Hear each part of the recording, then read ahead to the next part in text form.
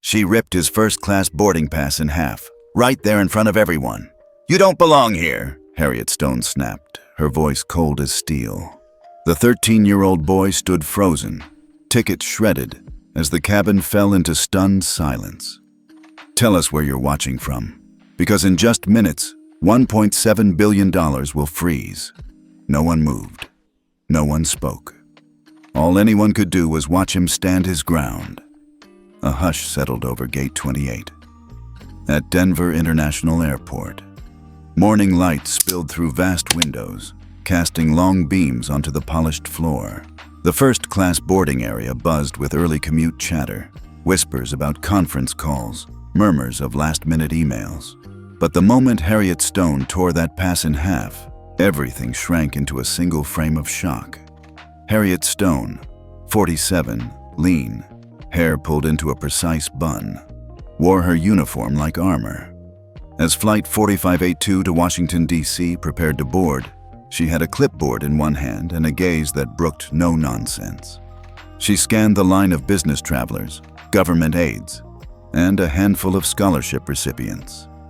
When she saw Caleb Thornhill step forward wearing a simple hoodie and carrying a worn backpack, her practiced smile vanished.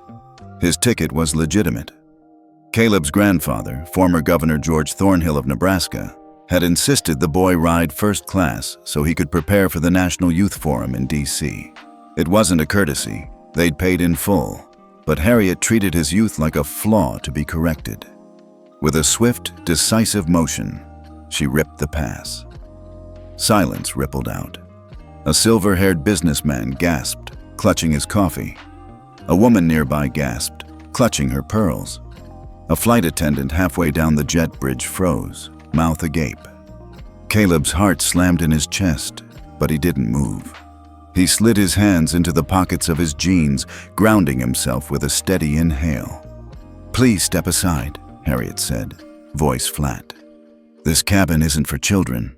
He didn't flinch. "I have a valid first-class seat," he replied softly, voice steady even though his knees threatened to buckle. He'd practiced staying calm, just as his grandfather taught.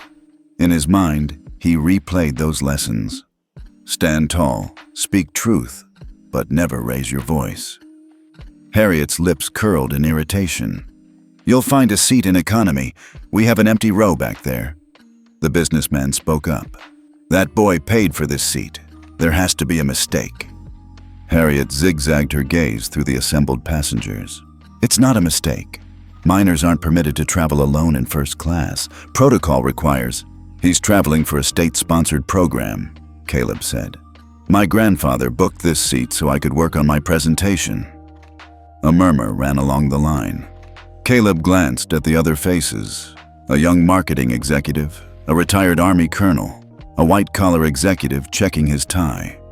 They all watched, curious, unsettled.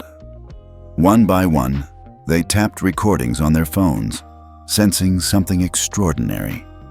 Harriet's eyes flashed. "This is not a negotiation. Move along, please." Some passengers shuffled forward, but a handful lingered to watch. Caleb drew a quiet breath, then tapped the screen of his phone. He opened the ClearFly Anchor app, a digital key to the National Passenger Trust Index.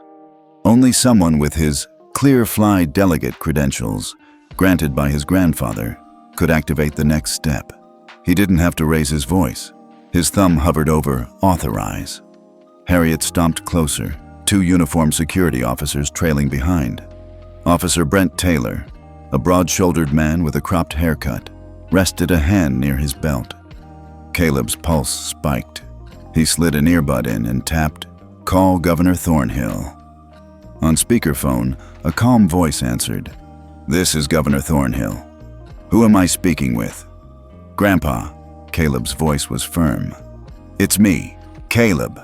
I need code 77. In the first-class cabin, gasps trembled from passengers on board. Harriet's face paled. She took a half-step back. Officer Taylor's jaw clenched. The entire cabin fell utterly silent. "Activate," came Governor Thornhill's steady reply. 47 seconds later, alarms blared in the tap rooms of 3 major airlines. Screens in the gate areas flickered red. Pilots on 152 flights received urgent alerts. Hold position. Await ethics verification. Across half the country, flight paths returned to their gates or hovered on runways. Denver, Chicago, Atlanta. Control towers paused to reroute. Inside the jet, Harriet's mouth hung open. Taylor's stance crumbled. Men and women in business attire stared, mouths agape. Caleb stood tall, blinked once, and slipped his phone back into his pocket. He didn't grin. There was no celebration in his eyes. He simply allowed the charged hush to fill the cabin. The jet bridge door closed, muffling the commotion of displaced flights. Flight 4582 compressed into ordered calm. Harriet swallowed hard, checking her badge. Taylor blinked, uncertain how to enforce any protocol. We need to clear the way," Harriet finally managed. She stepped aside, glaring at Caleb as though he'd shattered her entire world. He met her gaze without flinching. "Your seat," he said, voice quiet. "Let's proceed." Passengers parted on either side, breathing as though released from a trap. A middle-aged woman pulled off her gloves, repeating, "I can't believe my eyes." A bespectacled man behind her adjusted his tie, as if willing to see another world. The retired colonel offered a hesitant nod of respect. Caleb moved down the jet bridge, every footstep echoing in his mind. Once inside the cabin crew members exchanged nervous glances. A young attendant named Carlos gave Caleb a small approving nod. He ushered the boy toward 1C, his window seat, making sure no one tried to stop him. Caleb slid into the plush leather chair and buckled in. Harriet hovered in the aisle, whispering to Taylor. He shook his head. There was nothing they could do. Caleb exhaled slowly. He tapped his grandfather's number again. "Thank you," he whispered before hanging up. He stared out the window at the terminal lights, at taxiways alive with grounded planes. In the distance, screens blinked a warning message. National Passenger Trust Index engaged. Flight attendants straightened uniforms. The captain's voice came over the intercom, steady and professional. "Good morning, ladies and gentlemen. As you can see, we're experiencing an unexpected delay. We'll advise you shortly." No one dared protest. The narrative had shifted.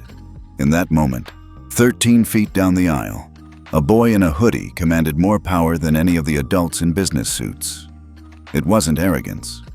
It was the quiet strength of someone who knew his worth and refused to surrender. And as Flight 4582 eventually lifted off, the cabin held a new sense of tension laced with awe. Somewhere in Nebraska that morning, Governor Thornhill sipped his coffee, listening to the news feed broadcast the story in real time.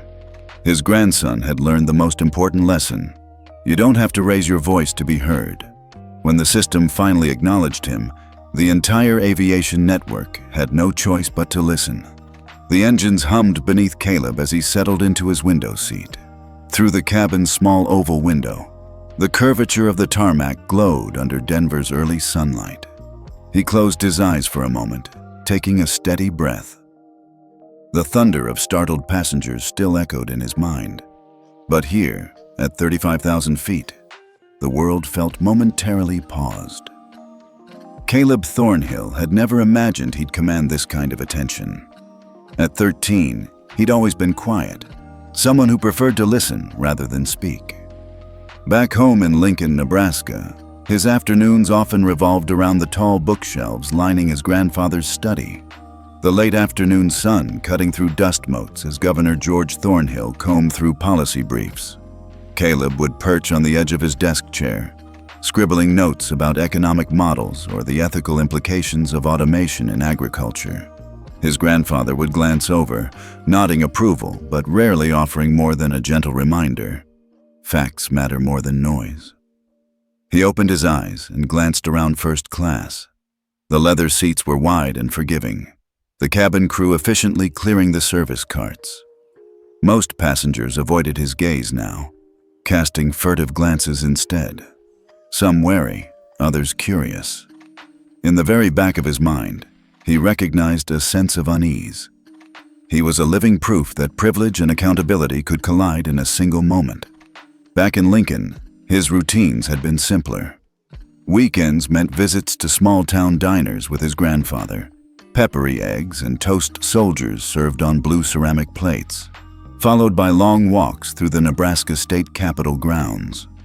It was there he learned how government could feel both vast and intimate, a stanchion holding together sprawling systems, yet composed of individuals with faces and stories. He'd often overheard citizens lamenting slow processes or bureaucratic red tape, but his grandfather would remind him, systemic change begins with understanding, not frustration. Caleb's mother had died when he was 9, a loss so abrupt that it had left him adrift. His father was serving overseas with the U.S. Army, stationed somewhere beyond his reach. So, responsibility fell to his grandfather, both as guardian and mentor. Governor Thornhill had taken it upon himself to instill in Caleb a sense of moral clarity. At night, they'd debate questions of right and wrong. Was it better to break a rule for a bigger cause? Did silence equal approval, or was it sometimes a strategic choice? Those late-night talks, lamps flickering against stackable policy journals, shaped Caleb's sense of self far more than any classroom lecture. When the Nebraska Youth Forum application arrived in the mail, Caleb had stared at the parchment-quality envelope for days before deciding to apply. It was more than a scholarship opportunity to Harvard's youth leadership camp. It was a chance to represent his community on a national stage. He'd prepared by memorizing statistical data on youth voter registration in rural districts, drafting a policy brief on education funding inequities, and compiling quotes from Abraham Lincoln to highlight the state's heritage of justice. His grandfather had watched, smiling quietly, before placing a hand on his shoulder and saying, "You're ready." As the plane climbed above the Rocky Mountains, Caleb scrolled through photos in his mind. Last summer's chess tournament at Lincoln's Community Center, where he'd beaten opponents twice his age. The library, where he'd built a small mentoring circle for younger kids struggling with reading. And the nights spent coding in his makeshift home office, developing a prototype app to help local farmers monitor crop yields. He'd earned a perfect 4.0 GPA, a handful of science fair awards, and 2 provisional patents for Nebraska Harvest Predictor. But none of that mattered.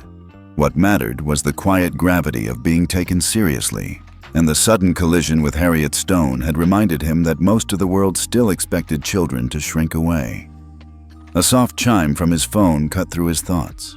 He swiped open the ClearFly Anchor app. The interface was simple, a deep blue background, the words, National Passenger Trust Index, shining in white. His profile photo, a picture of him standing beside his grandfather at a Capitol event, hovered in the top corner. Below it, a single button read, Request Authorization. Right now, that button was grayed out, locked until his grandfather's final command activated it. He tapped the icon anyway, fingers brushing against the glass as if it could spring to life with a new initiative of software upgrades. He remembered the day his grandfather had handed it to him, pressing the small card into Caleb's palm. "Consider this a toolkit," Governor Thornhill had said. "Not a gift, an obligation. If you ever see injustice in the air or on the ground, you have both the right and the responsibility to act. This system is fragile, and you're one of the few who can keep it honest." Caleb tapped the edge of his phone. He was still the only person on this aircraft beneath 18 who had that level of access. Most adults had no idea such a tool existed, let alone that a child could wield it. The realization made his chest tighten. He slid his phone into his hoodie pocket, heart settling into a steady rhythm. He hadn't acted to punish. He'd acted to preserve integrity. A soft knock at his armrest drew his attention. It was Carlos, the young flight attendant from earlier, leaning in with a sympathetic nod. "Mr. Thornhill, can I get you anything? Water? Coffee?" Caleb shook his head. "No, thank you. I'm fine." He offered a brief, polite smile. Carlos returned it, then moved on with his service cart. The older passengers, sensing a shift, resumed polite conversation, though many kept their voices low, as if afraid to disturb the fragile equilibrium Caleb had established. He leaned back against the padded seat, closing his eyes again. Images from the past 24 hours played on an endless loop. Harriet's cold expression, the moment his ticket tore, and the hush of the cabin as he made that fateful call. Fear had come and gone in a heartbeat, replaced by something stronger, an unexpected calm. He felt as though every precise lesson his grandfather had ever taught him coalesced in that single, suspended moment. In the seat before him, a man in a tailored navy suit leaned toward the window to discreetly record a video with his phone. Caleb didn't flinch. Now that the National Passenger Trust Index was active, the suit's lapel pin with the insignia of Atlantic Global Airways was all the evidence needed. The policy hadn't been fully implemented nationwide yet, but today it functioned perfectly, swiftly, and without mercy for protocol violations. The cabin lights dimmed as Flight 4582 leveled off. A recorded voice invited passengers to sit back, relax, or work comfortably. The cabin's atmosphere softened into a muted hum, punctuated by the occasional clink of silverware or the rustle of newspapers. Caleb let out a quiet breath. He had done what he needed to do, but the journey was far from over. He was a boy, certainly, but also a symbol. Proof that one person, no matter their age, could hold that system accountable. A sparkle of pride flickered in his chest. His grandfather would be waiting at Dulles International, ready to greet him with that familiar half-smile and a nod that said, "Well done." Caleb's lips curved into a slight grin, not triumphant, but resolute. He leaned his head against the headrest and offered a silent thank you to the lessons he'd learned in quiet corners of Lincoln. That courage could take many forms, especially the kind that didn't make a sound. Outside the window, the sun climbed higher above the clouds, painting them in soft gold. Inside the cabin, Flight 4582 flew on, carrying a boy whose resolve had just shifted the power dynamics of an entire industry. And with every passing mile, that truth settled more firmly in Caleb's mind. Sometimes, the most profound change happens when you stand still in the face of injustice. Caleb watched the miles of sky stretch out beneath him, the endless pale blue broken only by wisps of cloud. He stared at the curve of his window, tracing its edges with a practiced calm. To most people, he was just another first-class passenger on Flight 4582 to Washington, D.C. But Caleb's mind was far from idle. He was already thinking through everything his grandfather had taught him about responsibility, privilege, and the delicate balance between patience and action. Back in Lincoln, Nebraska, Caleb Thornhill's life had always revolved around two constants: his late mother's gentle laugh and his grandfather's measured voice. After his mother passed away when Caleb was 9, an illness that struck too quickly, his world pivoted to the imposing cream-colored walls of the Nebraska state capitol, where Governor George Thornhill presided over his final term. Caleb's father was overseas with the Army, so his grandfather became both mentor and guardian. Those afternoons in the Capitol's hallway, strolling beneath tall columns as journalists and constituents buzzed around them, Caleb learned that government was supposed to serve people, not power. He learned that watching from the sidelines was not enough. Sometimes, he would have to walk through the crowd and speak. When the invitation arrived, an embossed envelope announcing that he had been chosen to represent Nebraska in the National Youth Forum in Washington, D.C., Caleb felt a lump in his throat. This wasn't just any summer program.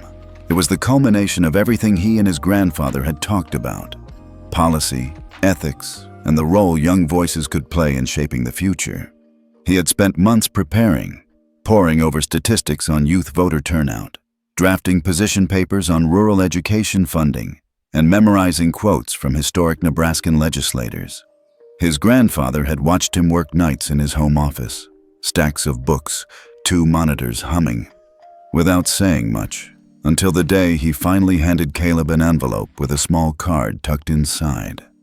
"Here," his grandfather said, voice soft. "You'll need this." On the card, printed in dark blue ink, was the logo for ClearFly Anchor. In the top corner sat the crest of the National Passenger Trust Index. Only a handful of people in the entire country held this credential. And now, for the next 48 hours, Caleb did.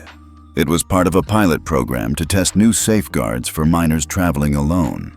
His grandfather, in his official capacity, had arranged a temporary delegate status for Caleb. The card allowed him to flag or override minor-related protocol violations in first-class cabins. Technology that almost no one knew existed. Caleb remembered how he felt when he first read the card like a secret treasure map. He understood its weight. One wrong move could jeopardize an entire airline's access to federal funding. It was an enormous responsibility. But his grandfather had reminded him, it isn't just about holding power. It's about wielding it to protect the vulnerable. That was a lesson Caleb took seriously, but also with a pinch of awe.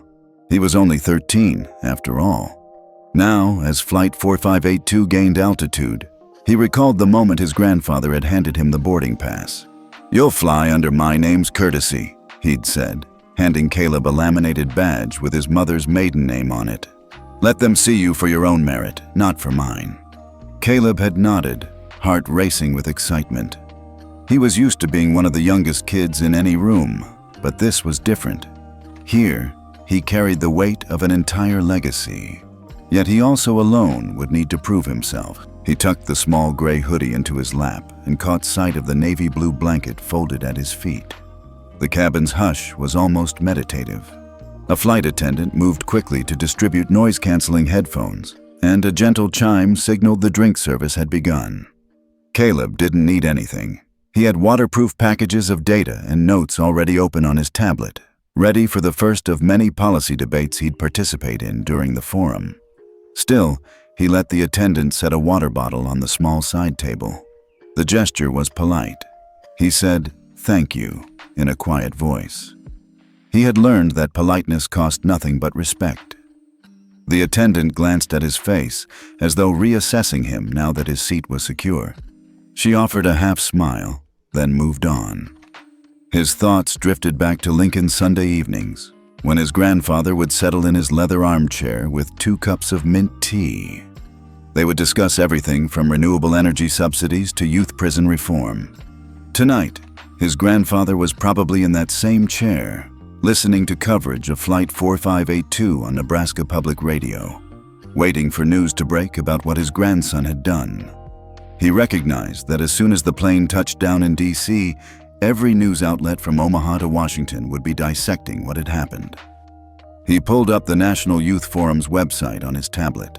The first agenda item was a roundtable on student civic engagement. Next was a panel on educational equity, and then a breakout session on rural broadband access. Caleb had written 3 short speeches, each tailored for a specific panel. He refolded his grandfather's note, laminated with his grandfather's signature. "Caleb, remember, you are not just a delegate. You are a symbol of possibility. Let your work be louder than your words." He scrolled through photos of his mother, smiling as she clutched his hand in their home garden. He felt a twinge of longing. Tomorrow, he would step into a world without her, but in a way, by stepping into the public eye, he would carry her memory forward. His reverie ended when the cabin lights dimmed for the automatic in-flight safety demonstration. The captain's calm voice filled the overhead speakers. "Ladies and gentlemen, we are beginning our initial climb to cruising altitude. Please ensure seatbelts remain fastened as the seatbelt sign is illuminated. We expect mild turbulence over the Rockies." Soft laughter rippled through the cabin at the thought of mild turbulence. But Caleb felt only a gentle swaying as the plane angled upward. He tucked his tablet into his lap. Soon enough, he had to decide what to do with the authority he held. The National Passenger Trust Index wasn't something to flaunt. It was an accountability measure in case things went sideways. But Harriet Stone's face lingered in his mind, her cold eyes, her dismissive nod as she called security. She had seen a child and assumed he didn't belong, even though his ticket was real. That simple act of erasure, seeing him as less, became the catalyst for everything that followed. He exhaled slowly. The sun, rising higher now, cast a golden glow across the horizon. He let himself feel a flicker of pride. He had honored his Grenou as Flight 4582 gained altitude. He recalled the moment his grandfather had handed him the boarding pass. "You'll fly under my name's courtesy," he'd said, handing Caleb a laminated badge with his mother's maiden name on it. "Let them see you for your own merit, not for mine." Caleb had nodded, heart racing with excitement. He was used to being one of the youngest kids in any room, but this was different. Here, he carried the weight of an entire legacy. Yet he also alone would need to prove himself in Father's trust. He had moved deliberately, not out of anger, but out of unwavering principle. It was often said that the true test of leadership was not how loudly you spoke, but how calmly you stood your ground. A gentle knock sounded at his elbow. Carlos, the young flight attendant, appeared again. "Mr. Thornhill, we're offering appetizers now, smoked salmon, or we have fresh fruit as well." Caleb offered a small, gracious smile. "Fruit, please." "Thank you." He glanced at the menu card, noting the descriptions but feeling uninterested. His mind was already plotting out the first debate question he'd pose at the forum. How can young people in rural communities exert influence on federal policy for funding and resources? He ate a few pieces of melon thoughtfully, the cool taste a quiet counterpoint to his buzzing thoughts. A couple of rows ahead, passengers were huddled close together, murmuring into their phones. He recognized bits of conversation. Thrown out of first class. Federal ethics override. 13-year-old boy. He leaned back, letting that hum of chatter wash over him. Still, in the midst of everything, Caleb felt an unusual calm. The boy who'd stepped onto the jet bridge just 30 minutes ago, a nervous, determined kid, had already proven something extraordinary. Sometimes, integrity spoke loudest when it was spoken without shouting. The in-flight crew dimmed the overhead lights further, and the service carts rolled away. A hush fell once more, broken only by the gentle drone of engines. Caleb reached into his pocket, touching the edge of the ClearFly Anchor badge still tucked in his jacket. He closed his eyes, breathing slowly, letting the weight of what he'd done settle in his chest. Tomorrow, he'd walk into the National Youth Forum with thousands of eyes watching, but tonight, he would let the plane's gentle vibrations lull him into reflection. Because the reason he was on this flight, beyond representing Nebraska, was to carry forward his grandfather's legacy, one measured decision at a time. And in that clarity, he found a sense of peace. He drifted into a light reverie, imagining the Capitol steps in Washington and the room full of other youth poised to shape history. But for now, he simply let himself exist in this moment. Eyes closed, heart steady, prepared to face whatever came next. It wasn't about making a spectacle. It was about standing firm. And in his mind, that was more than enough. Caleb remained seated, heart pounding as Flight 4582 leveled off over Wyoming. The cabin lights dimmed for service, but his skin still prickled with the memory of Harriet Stone's glare. She'd taken his ticket, shredded it, and sent him to economy, all in front of a cabin full of business executives and federal aides. Now the muted drone of the engines couldn't muffle his rising discomfort. Harriet moved down the aisle, her posture rigid, a forced apology on her lips that didn't reach her eyes. "Sir, you'll need to gather your belongings and come with me," she said, voice low but sharp enough for nearby passengers to lean in and listen. She didn't call him Mr. Thornhill or Caleb, just Sir, as if he were some unruly toddler. Caleb inhaled slowly, recalling his grandfather's words, "Never let them see you bend."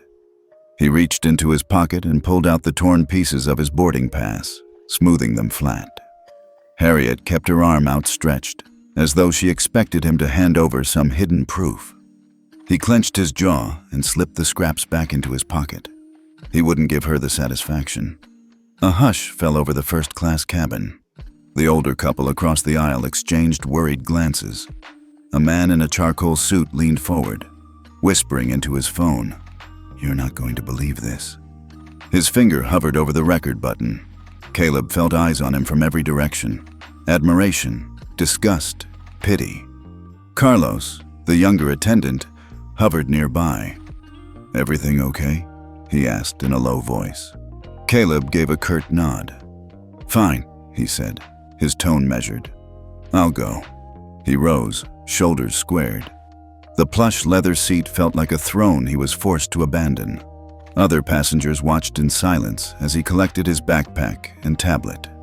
In that moment, any urge to argue flared and died in his throat. He let Harriet guide him into the economy cabin, her grip light but firm on his elbow. Once there, Caleb found a single empty middle seat toward the back. He sat, making no protest. His grandfather had taught him that real power didn't always roar. It was often quiet and steady. He'd wasted no time activating ClearFly Anchor's override. Now, he'd let the system do the talking. Above him, First Class resumed the hushed rhythm of silverware and murmured apologies. He heard a man say, "I can't believe how they treated a child." Another voice whispered, "He's going to make them pay for that." Caleb closed his eyes for a moment, letting the gentle sway of the plane calm him. He remembered his grandfather's face when he'd handed Caleb the boarding pass and that ClearFly card. He could almost hear that gravelly voice. "This is a test of who you are. Don't let spite push you off course." He opened his eyes to the narrow economy window, where clouds drifted by like quiet witnesses. A middle-aged woman in the row ahead met his gaze and offered a small, sympathetic smile. Caleb returned it, steadying himself. He was safe. He was right.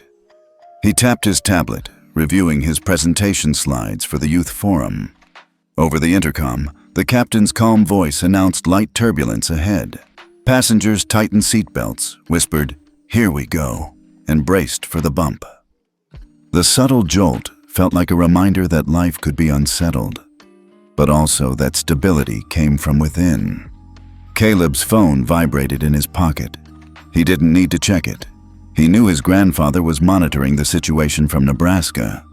He tapped the ClearFly Anchor icon again, watching as the system quietly escalated his ethics breach, minor displacement, to a national alert. In under 50 seconds, clear alarms would ripple through air traffic control centers. But for now, he simply took a deep breath. He had survived a public humiliation, acted with restraint, and set the gears of a nationwide system in motion. As Flight 4582 cruised eastward, Caleb Thornhill sat in economy thinking, sometimes standing still is louder than screaming, and somewhere up ahead, the rest of the airline world was about to hear exactly how loud. Caleb pressed his back into the slim economy seat, eyes flicking to the small screen of his phone.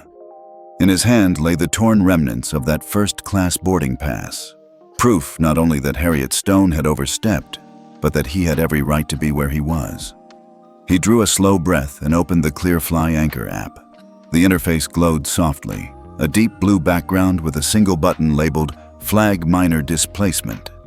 It was a quiet icon, no dramatic alarms, no flashing lights, yet it represented the authority he carried. He tapped the button. A confirmation prompt appeared. Confirm Ethics Breach Report. Harriet Stone, Flight 4582, Gate 28, Denver International.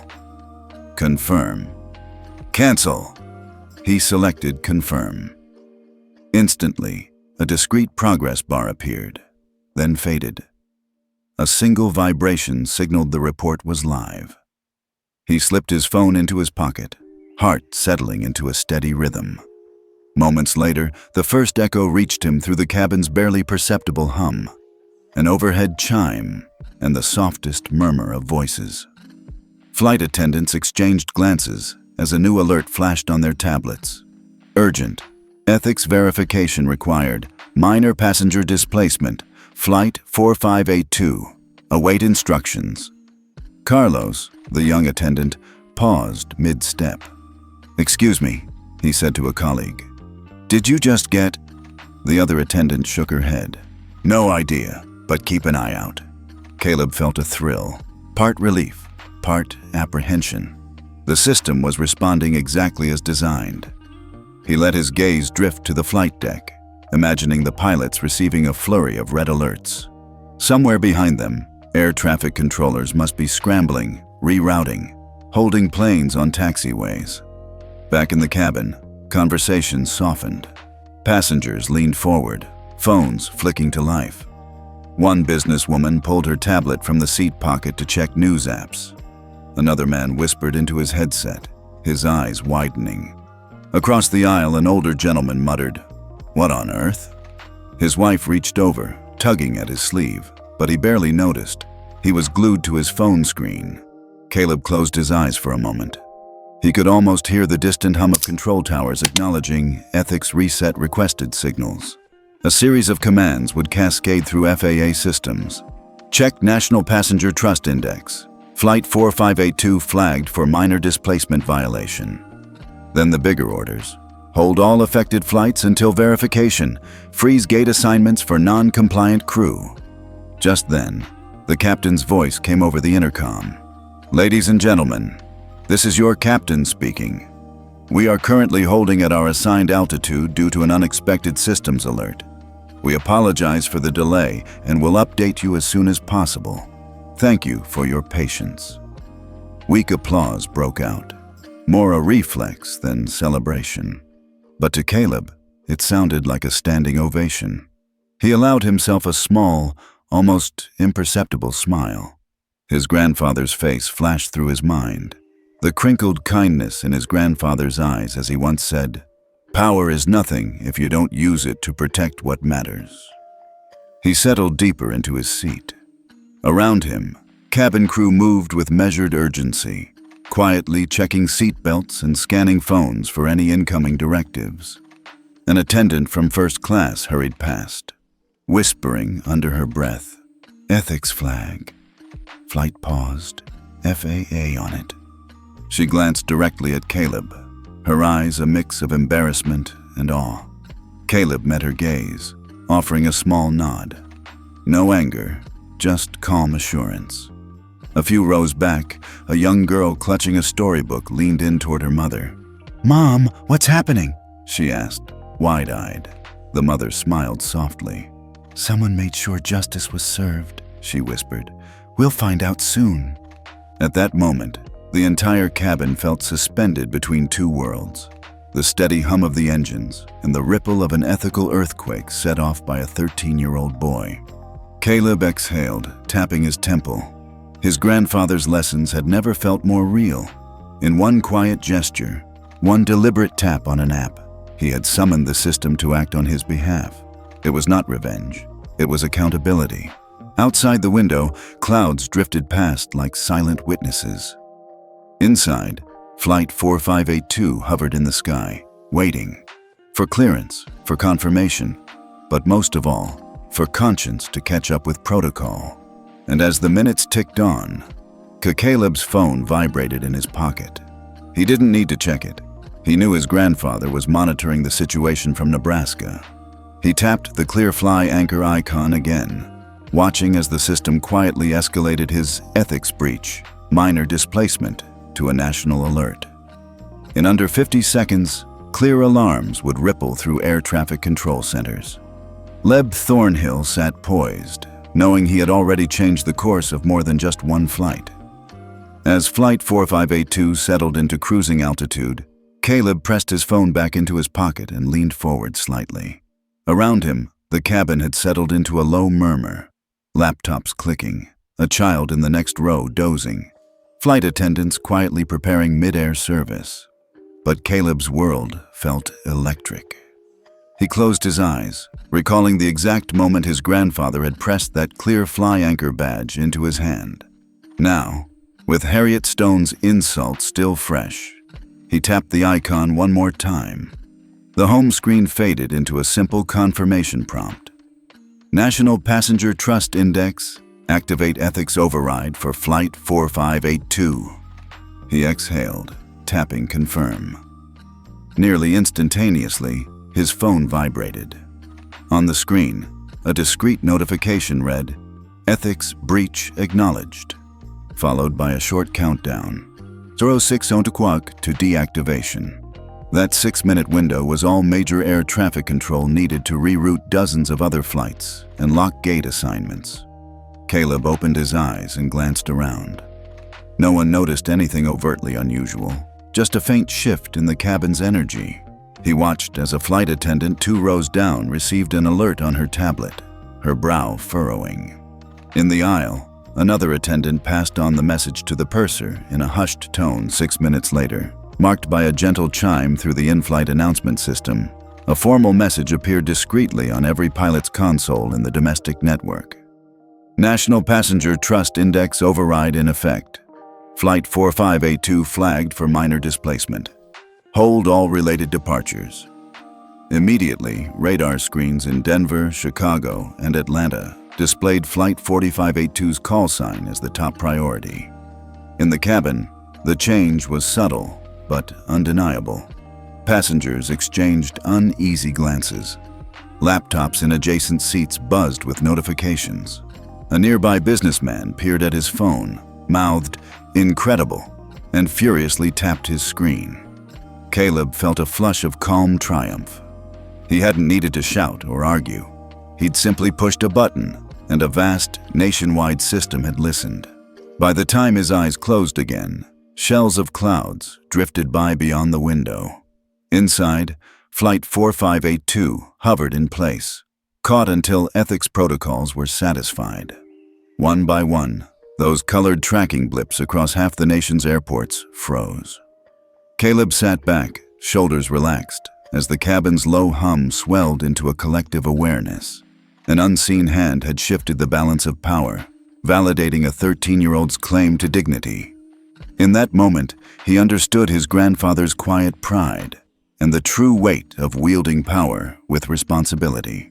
By mid-morning, the ripple effects of Caleb's ethics override rippled far beyond Flight 4582. In Denver, the control tower screens glowed bright red as 152 flights blinked a steady "hold" beside their call signs. Pilots in cockpits tapped at their consoles, eyebrows furrowed in confusion. Below them, ground crews and gate agents scurried, ushering passengers back from jet bridges, calling for extra buses, and scrambling to rearrange connecting flights. It wasn't a simple delay. It was a full system freeze, a cascade triggered by one boy's quiet action. A few states northeast, at O'Hare International, 3 runways switched to priority ethical review status. One by one, gate assignments stalled. Digital boards flashed cautionary messages. In Chicago's bustling terminals, usually so efficient, travelers groaned as their screens displayed "Delay, ethics check in progress." A suit-clad businessman, clutching a leather briefcase, looked around in disbelief, muttering to his assistant, "We've got to get to DC for the hearing." But for now, there was nothing to do but wait. Back on Flight 4582, Harriet Stone hovered by the first-class galley, eyes darting toward the cockpit door. She'd overheard the young attendant whisper, "National Passenger Trust Index override. Flight flagged." She felt a sudden jolt of panic as she realized this wasn't about seats anymore. It was about a national protocol no one wanted to mess with.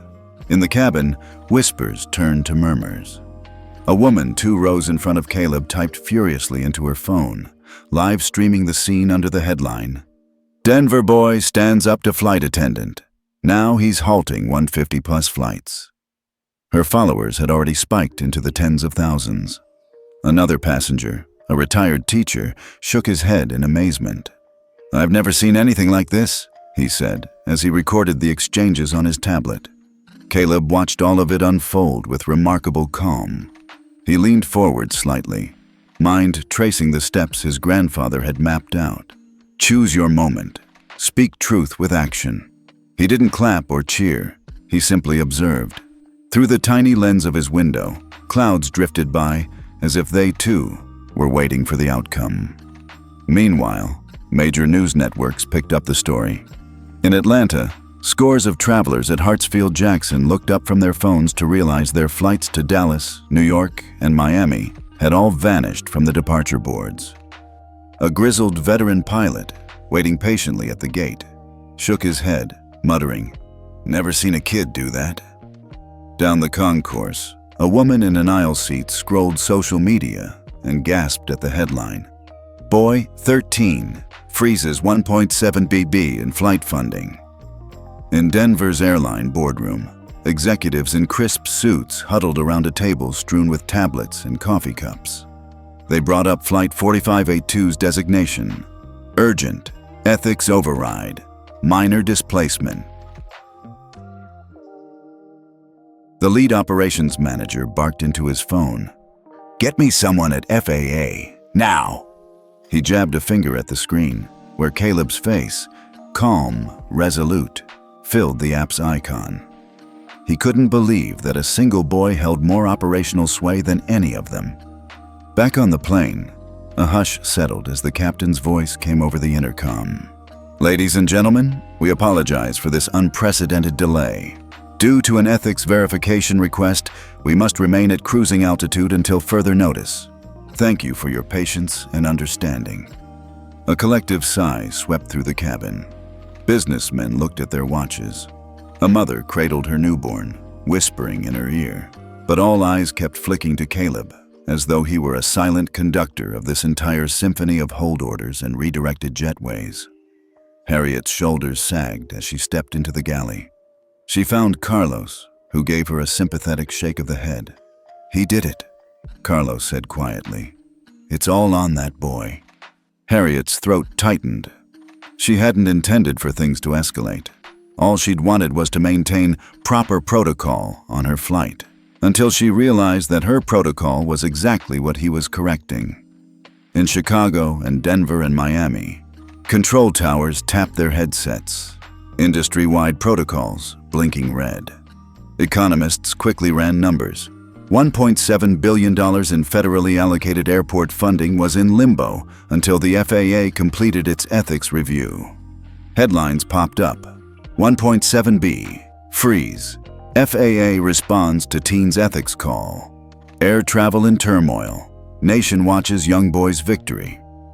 Sometime later, as late morning light angled through the cabin windows, an attendant slid a fresh bottle of water across from Caleb. He offered a small nod of thanks, folding his hands in his lap.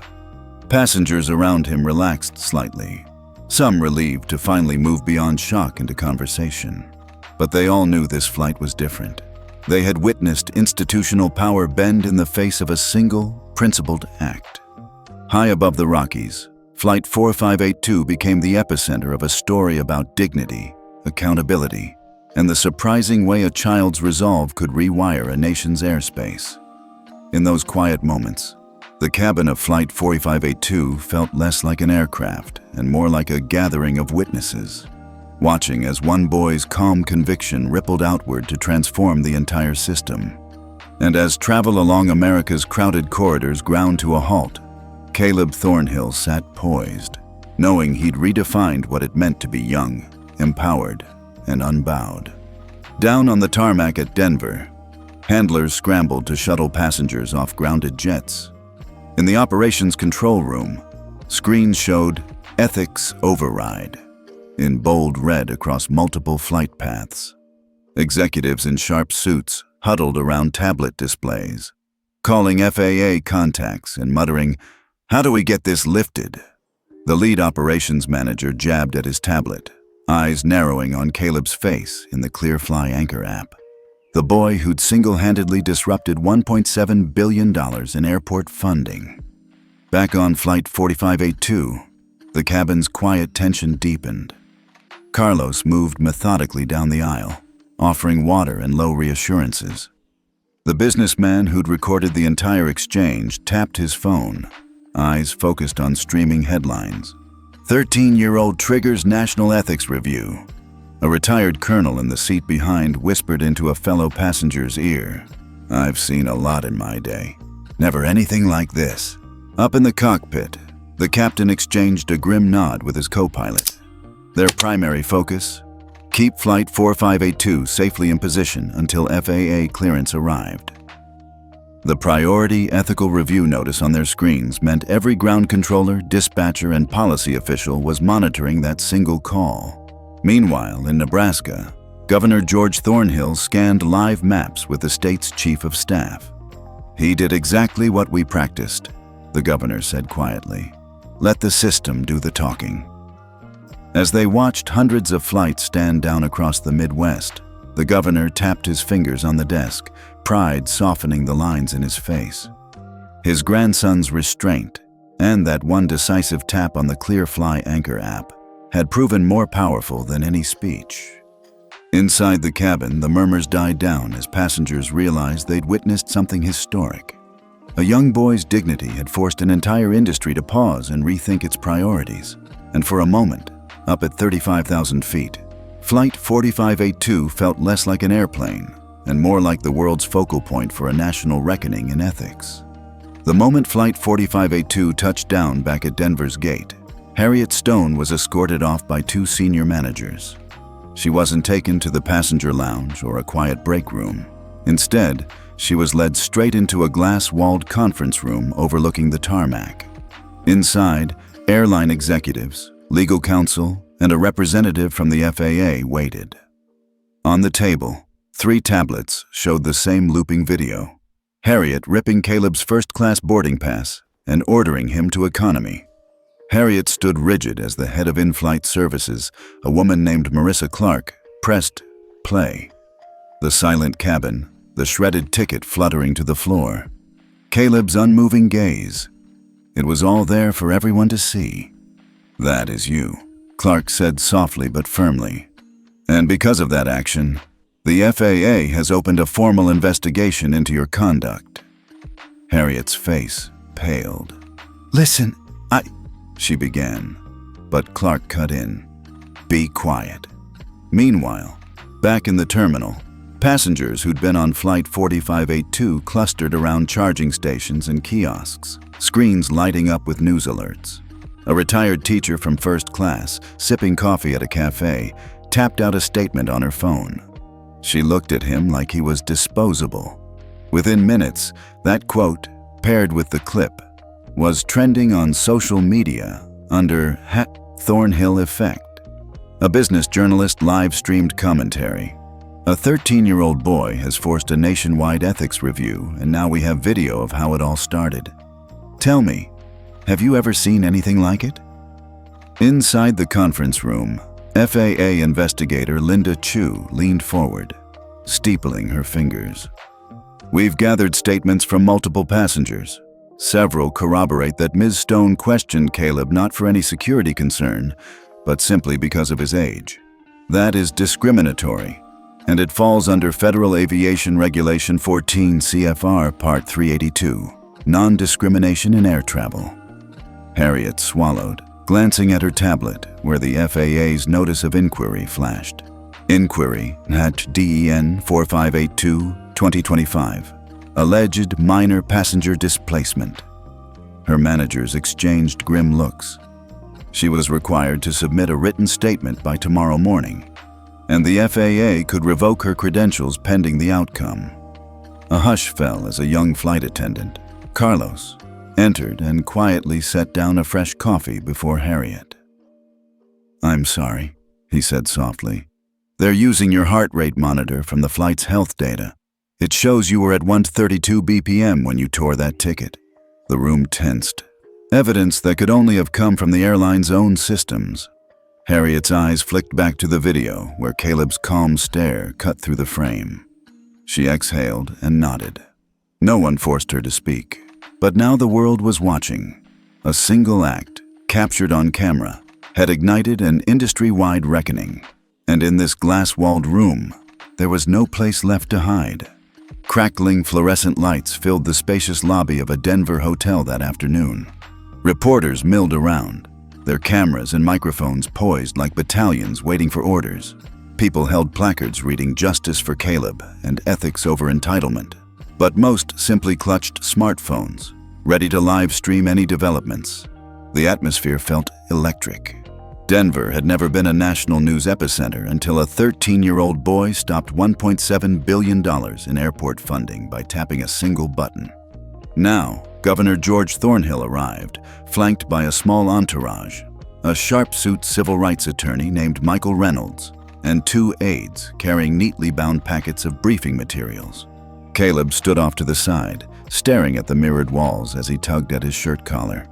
He had emerged from economy earlier, quietly, without fanfare, so that his grandfather could present him alongside a podium draped with an Ethics in Air travel banner. The governor nodded at Caleb, offering a reassuring half-smile.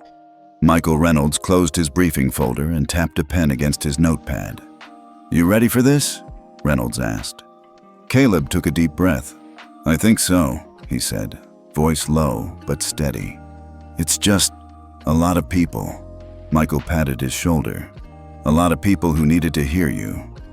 At precisely 2:00 p.m., the ballroom doors swung open. Governor Thornhill stepped up to the podium, gazing out across a sea of cameras, bright lights reflecting off polished lenses. The click of shutters felt deafening in Caleb's ears. Behind him, the airline executives who had forced Harriet Stone to admit wrongdoing earlier that morning watched from a roped-off VIP section, white faces etched with anxiety. Governor Thornhill cleared his throat. "Good afternoon," he began, voice rich and resonant. "I'm George Thornhill, former governor of Nebraska. I'm here today to speak not only as a grandfather, but as a citizen concerned about the fundamental rights of every passenger, especially minors, who fly on our nation's airlines." He paused, eyes sweeping the room. "My grandson, Caleb, a 13-year-old representing Nebraska at the National Youth Forum in Washington, D.C., was publicly humiliated on Flight 4582 because he dared to occupy the seat he and his family had paid for. That simply cannot stand." A ripple of murmurs followed his words. Flashbulbs popped as he continued. "In a country built on principles of fairness and equality, no child should be told they do not belong simply because of their age." Caleb did not respond with anger or defiance. Instead, he used the tools available to him, which his grandfather arranged not as a privilege to be flaunted, but as a responsibility to be used judiciously. His action forced a national reckoning. His integrity forced us all to ask, what does it mean to treat every passenger with dignity and respect? As cameras swiveled toward Caleb, Governor Thornhill stepped aside. Caleb drew in a firm breath, raising the microphone. "I don't want to see anyone else go through what I did," he said, voice calm. "We all deserve to be treated with courtesy. I was just flying to D.C. for a summer program. I wasn't causing trouble. But when I was treated like I didn't matter, I remembered what Grandpa said. Stand your ground when you're right." I tapped the app and the system paused. I never thought in a million years it would go that far. All I did was stand still. A palpable hush fell. Reporters hastily scribbled notes. "Teen says he's just stood still, in face of injustice." One cameraman leaned forward. "Caleb, do you think you did the right thing?" The teenager nodded. "Yes, because this isn't about me. It's about making sure airlines treat kids fairly. If I can help protect other kids from being humiliated, then it's worth it." Governor Thornhill reclaimed the podium. "In light of this incident, the Federal Aviation Administration has agreed to a temporary suspension of funding to any airline that fails to comply with a new set of guidelines we will submit today. Specifically, we are calling for an immediate amendment to Federal Aviation Regulation 14 CFR Part 382 to include a provision protecting minors from unjustly displaced seating. Effective today, the FAA will conduct a comprehensive ethics review of all carriers, modeled after the National Passenger Trust Index pilot. Caleb's action has made it imperative that we codify clear protections for every child traveling alone." A representative from the FAA, Deputy Administrator Laura Simmons, stepped forward, her presence immediately commanding attention. Tall and composed, Simmons tapped the microphone. "Governor Thornhill, thank you for highlighting this important issue. The FAA is committed to ensuring all passengers, regardless of age, are treated with respect. Effective immediately, we will place a hold on funding to any carrier under investigation for minor displacement violations." We also invite Caleb to testify before Congress next week to share his perspective on how this policy can be refined. The Thornhill Charter, a working title for these amendments, will mandate that no minor be moved from a valid seat without a verified security or safety concern. We will issue a formal notice to all carriers by Friday. Reporters erupted in questions. Will existing seating policies change overnight? Can you guarantee airlines will comply? Ms. Simmons, what about carriers who resist? Will there be fines? Simmons nodded methodically. Any carrier found in breach will be subject to penalties, including suspension of funding and potential civil penalties. We are serious about this. A camera cut to an on-screen ticker. FAA announces Thornhill Charter to protect minor passengers. As deputy and governor exited the stage, Michael Reynolds guided Caleb away from the melee. "You did it," Reynolds said softly. "You changed federal policy at 13. Caleb looked up at his grandfather, tears of pride glistening in the governor's eyes. "I just stood still," he whispered with a shy grin. Outside, crowds had gathered beneath giant screens broadcasting the live feed. Strangers cheered and applauded. A father lifted his young daughter onto his shoulders, pointing at the screen. "That's the boy who made it fair for kids like you, sweetheart." The girl's eyes widened with wonder. In the hotel lobby, airline executives regrouped, faces pale and uncertain. They knew the game had changed. A single principled act by a child had forced them into a corner. Now they had to prove they could live up to the new standard. For Caleb Thornhill, the rest of the afternoon was a blur of handshakes, waves, and whispered congratulations. He felt tired but resolute. He had flown to D.C. to speak at a forum. Instead, he'd rewritten an industry's code of ethics. And as the sun dipped behind the Rockies, he realized, sometimes, standing still is the loudest statement you can make.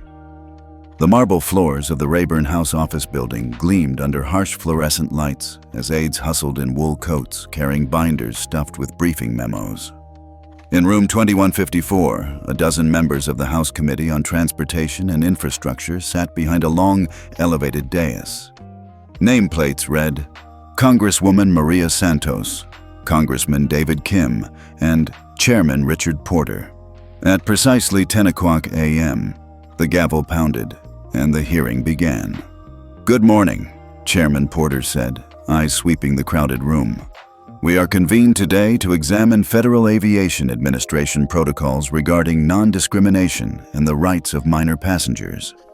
Our witness is Mr. Caleb Thornhill, who, despite being only 13 years old, sparked a national ethics review in air travel. We will also hear from FAA Deputy Administrator Laura Simmons and representatives from Atlantic Global Airways. The floor is open." Whispers rippled among reporters and staffers. In the front row of the audience section, Governor George Thornhill nodded at his grandson, who sat composed, hands folded on the mahogany table. Caleb adjusted the microphone. He wore a dark blazer over a white-collared shirt, grown up enough to command respect, but still young enough to reveal faint traces of freckles. Caleb cleared his throat. "Thank you, Chairman Porter, and thank you, members of the committee," he began. His voice was steady, measured, without a hint of adolescent hesitation. "On June 2, 2025, I boarded Flight 4582 from Denver to Washington, D.C., in first class with a valid ticket. When the flight attendant, Ms. Harriet Stone, publicly tore my boarding pass and insisted I move to economy, despite my grandfather's payment and my need to prepare for the National Youth Forum, I used the ClearFly Anchor's National Passenger Trust Index override as my recourse." He paused, letting the gravity of his words sink in. That one action froze 152 flights, triggered a $1.7 billion ethics review, and ultimately led to this committee hearing today. Clipboards rattled as committee members exchanged glances. Congresswoman Santos adjusted her glasses. "Mr. Thornhill, how did you feel in that moment?" she asked. Caleb met her gaze. "I was embarrassed and angry, but I remembered my grandfather's words. Sometimes, standing still is louder than screaming. I wanted to protect my dignity, yes, but also ensure no other minor would suffer the same humiliation. He leaned forward. I didn't seek attention. I sought accountability. A hush fell over the room. Below the dais, radio microphones clicked as reporters captured every syllable. In the witness gallery, passengers from Flight 4582, a retired colonel, a marketing executive, even the elderly Pearsons, watched silently. Some nodded in agreement. Others appeared uneasy, recalling their own roles in the ordeal. Next, FAA Deputy Administrator Laura Simmons approached the lectern. She offered a respectful nod to Chairman Porter and the committee. Good morning. The FAA recognizes that Flight 4582's events revealed a critical flaw in our policies concerning minor passengers. Effective immediately, we propose the Thornhill Charter, an amendment to 14 CFR Part 382. Under this charter, carriers receiving federal funding must adhere to the following provisions. Seat protection for minors. No passenger under 18 possessing a valid ticket may be relocated from their seat without documented security or safety concerns. Enhanced ethics monitoring. All airlines must implement real-time ethics audits via the National Passenger Trust Index or equivalent system. Any flagged minor displacement triggers an immediate operational hold until verified. Public reporting requirements. Carriers are required to publicly disclose, on a quarterly basis, any ethics flags and resolution outcomes, ensuring transparency. She cleared her throat. These measures will be codified in the Federal Register by next week.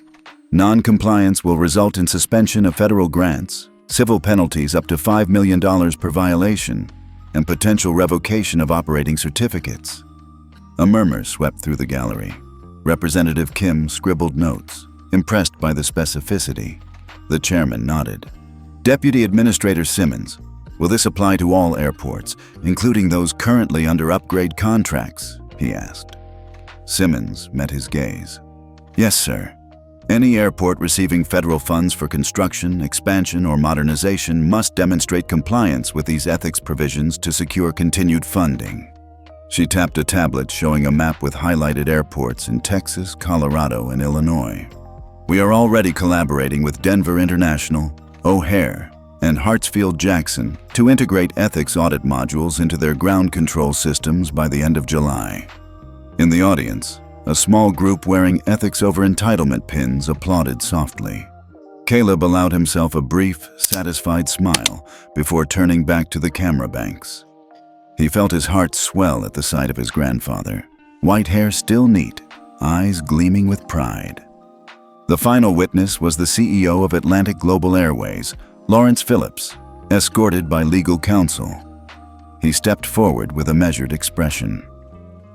Members of the committee, Atlantic Global recognizes the significance of this moment.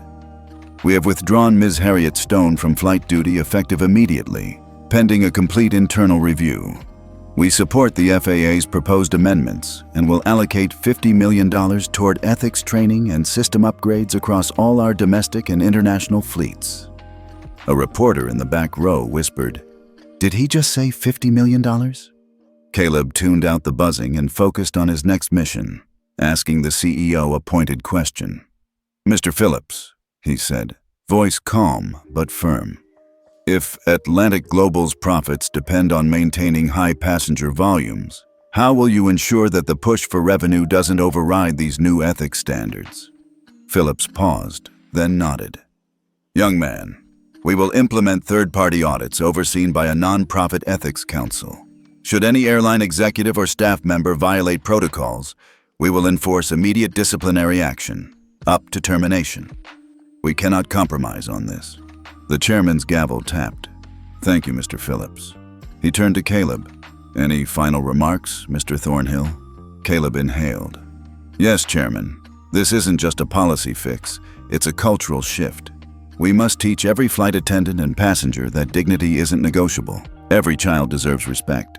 If we do this right, we'll not only protect minors, but set a precedent for accountability whenever anyone's rights are threatened." Silence followed, then a smattering of applause. Cameras flashed as Caleb stepped away, his face a blend of relief and resolve. He shook hands with his grandfather, who murmured, You changed the system, son. Caleb nodded, humbly accepting the praise. Outside, protesters cheered, and newscasters broke into exclamation. Thornhill Charter passes its first major hurdle. In Denver, airport operations resumed as ethics integration teams swapped out software modules. Across the country, airport managers began retooling gate assignments and training protocols. Caleb knew this was more than a single victory.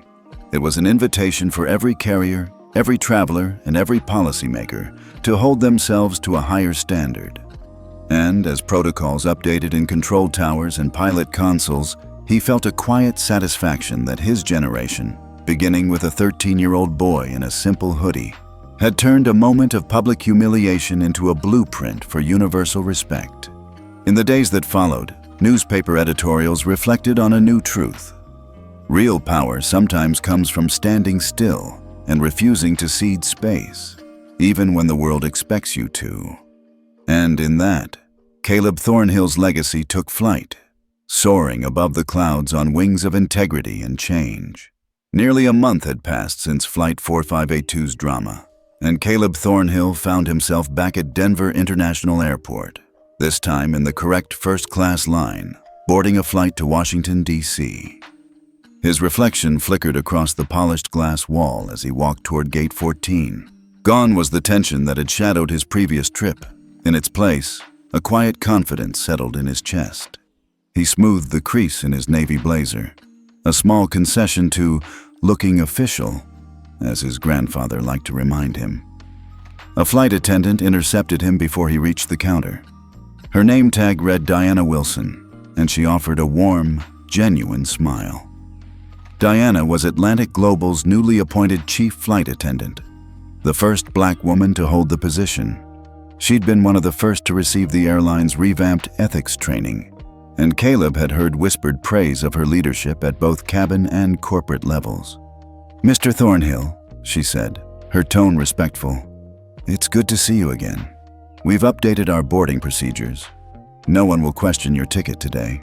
She scanned his pass without a second glance at his hoodie and handed it back. "Have a pleasant flight." He nodded, grateful. "Thank you, Ms. Wilson." "Call me Diana," she replied smoothly. "Enjoy your flight." As Caleb proceeded down the jet bridge, he noticed something striking. The flight attendants he encountered were noticeably more diverse than before. Several were black or brown, others Asian or Hispanic. A mosaic of faces that reflected the millions of passengers who flew Atlantic Global each year. It was a subtle yet powerful testament to the airline's commitment to change. At the aircraft door, Captain Williams stood waiting. He gave a small salute. "Mr. Thornhill," he greeted. "Good to have you back on board. How've you been?" "Doing well, sir," Caleb said. He reached a hand out, and the captain shook it firmly. "Thank you for everything." Williams smiled, a crease forming at the corner of his eye. "You set a new standard here. We're still working on full implementation, but the progress has been remarkable." He nodded toward the galley. "Diana will make sure your trip is smooth. If you need anything, let me know." Caleb settled into seat 1A, a window view over the Rockies. He tapped his phone to a news alert. "Harvard Business School adds Thornhill Charter case to CSR curriculum," read the headline. Beneath it, a subheading noted that several major carriers, including United and Southwest, had adopted versions of the Thornhill Protocol after seeing Atlantic Global's success. A quick scroll revealed that 15 airport authorities had begun installing ethics monitoring panels akin to ClearFly Anchor's interface in control towers, and 2 other airlines had publicly credited Caleb's case as the impetus for their new diversity and inclusion-focused flight attendant training. Caleb felt a familiar tug in his chest, the pride of knowing that his small act had catalyzed system-wide change. A flight attendant appeared with a courtesy water bottle and a laminated brochure. The brochure's title read, "Your Rights as a Minor Passenger, the Thornhill Charter Explained." It outlined bullet points such as, "Valid ticket minors cannot be moved except for documented safety or security reasons. Real-time ethics audits via ClearFly Anchor or equivalent systems. Quarterly public reporting of seat reassignment incidents. He tucked the brochure into his backpack for later reference. As the safety demonstration began, he gazed out the window at the sprawling runway below. The plane taxied, and he recalled the first time he'd boarded Flight 4582, the way Harriet Stone had torn his ticket and the hush that followed. Now, the same cabin hummed with activity but carried a different undertone. Quiet assurance that the airline's crew would honor every passenger's dignity. A few minutes later, during the final boarding call, Caleb noticed an elderly white couple approach the gate. He recognized them immediately. The Pearsons, the same couple whose demands had triggered the original confrontation. Their faces looked strained. The woman's hands clenched a single economy boarding pass, while her husband clasped a small first-class permit. When they reached Diana, she greeted them politely. "Good morning, Mr. and Mrs. Pearson. Welcome back." Mrs. Pearson's lip quivered. We'd like to sit together, please." Diana offered a calm nod. "Of course. I see you purchased economy for the first leg, but I have a seat available in first class for you. Complimentary. My apologies for any confusion. Would you like me to escort you there?" Mr. Pearson glanced at his wife, whose eyes brimmed with tears, part relief, part embarrassment. "Thank you," he said quietly. "Yes, please." An attendant led them past Caleb's row, and he watched as Mrs. Pearson took her seat, visibly humbled.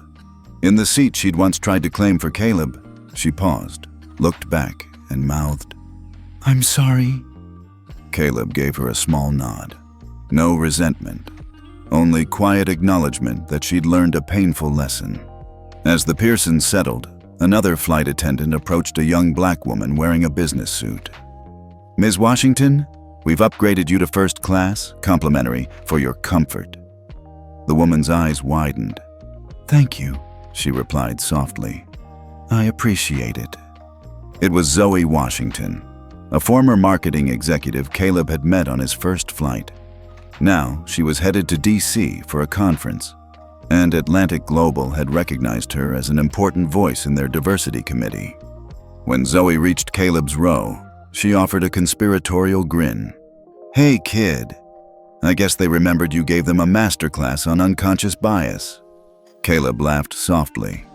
"They're doing better than just remembering." He gestured to Diana. "Look at them. It's like a whole new world in here." Zoe nodded. "I've been working with them to ensure these upgrades aren't just PR stunts. We're putting metrics in place, tracking how many children got moved or offered seats. It's actually saving them money by reducing customer service issues." Before either could say more, the chief flight attendant's voice came over the intercom. "Flight 4723 to DC is now boarding. Please fasten your seatbelts, and we'll be wheels up in 5 minutes. Thank you for choosing Atlantic Global." The engines roared as the plane lifted off. Caleb felt the gentle surge in his seat, a familiar reminder of how far things had come. He slid his phone back into his pocket and exhaled, letting the moment sink in. Midway through the flight, a light knock came at his shoulder. Captain Williams, in uniform, stood in the aisle.